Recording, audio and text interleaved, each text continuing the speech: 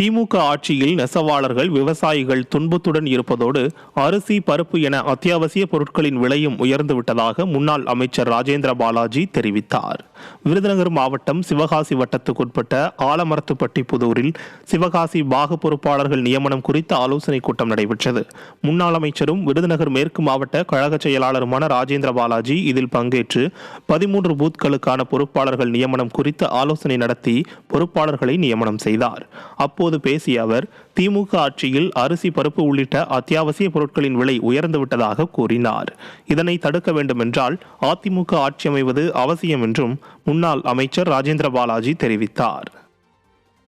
நெசவாளர்கள் கஷ்டப்படுகிறார்கள், விவசாயிகள் துன்பப்படுகிறார்கள். அரிசி விலை கூடிருச்சு, மரண விலை கூடிருச்சு. ரேஷன் கடையில அரிசியும் கிடையாது, பருப்பும் கிடையாது, மரணையும் கிடையாது. இந்த நிலைக்கெல்லாம் காரணம் யார் என்று சொன்னால் திமுக ஆட்சியாளருடைய சித்து விளையாட்டு தான் காரணம். நாகை மாவட்டம் வேதாரண்யத்தில் அதிமுக சார்பில் டாக்டர் அம்பேத்கர் பிறந்தநாள் விழா சிறப்பாக கொண்டாடப்பட்டது. இதில் முன்னாள் அமைச்சர் OS மணியன் பங்கேற்று மாலை அணிவித்து மரியாதை செய்தார். டாக்டர் அம்பேத்கரின் 135வது பிறந்தநாளையொட்டி பேருந்து நிலையத்தின் அருகில் உள்ள அவரது திருவுருவச் சிலைக்கு மரியாதை செய்து இனிப்புகள் வழங்கப்பட்டது.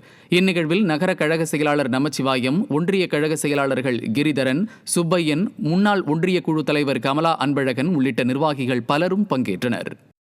கன்னியாகுமரி மாவட்டம் ஒழுகினசேரியில் உள்ள அதிமுக குமரி கிழக்கு மாவட்ட தலைமை அலுவலகத்தில் கழக நிர்வாகிகளுக்கான ஆலோசனைக் கூட்டம் நடைபெற்றது. முன்னாள் அமைச்சரும் கன்னியாகுமரி சட்டமன்ற உறுப்பினருமான தளவாய் சுந்தரம் தலைமையில் நடைபெற்ற இந்த கூட்டத்தில் வரும் 19ஆம் தேதி நீட் தேர்வு பயத்தால் மரணித்த 22 மாணவ செல்வங்களுக்கு மெழுகுவர்த்தி ஏந்தி அஞ்சலி செலுத்தும் நிகழ்ச்சியில் மாணவர் பிரிவினர் மற்றும் இளைஞர் இளம்பெண் பாசறையினர் பெருவாரியாக பங்கேற்பது குறித்து ஆலோசிக்கப்பட்டது. முன்னாள் அமைச்சர் முன்னிலை வகித்த இந்த கூட்டத்தில் 200க்கும் மேற்பட்ட கழக நிர்வாகிகள் கலந்து கொண்டனர்.